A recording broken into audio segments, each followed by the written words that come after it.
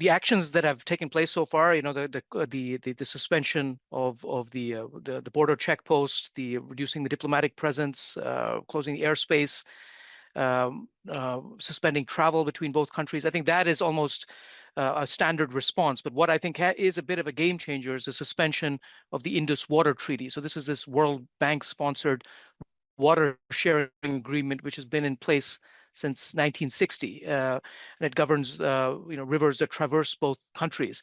It's managed to withstand previous conflicts between both countries, so the decision to suspend it is definitely a significant one.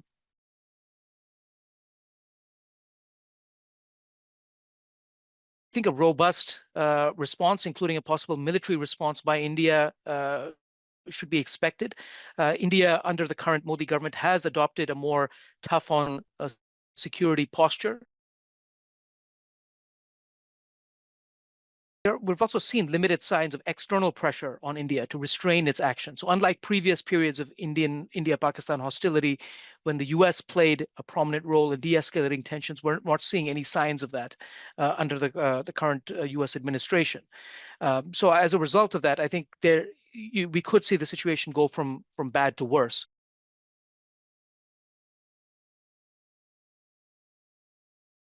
Despite the bad blood that exists in the bilateral relationship, part of this can be attributed to the fact that they're both nuclear armed, weapons armed states. So as a result of that, there's always a risk of escalation or conflict escalating into a nuclear conflict. So that I think has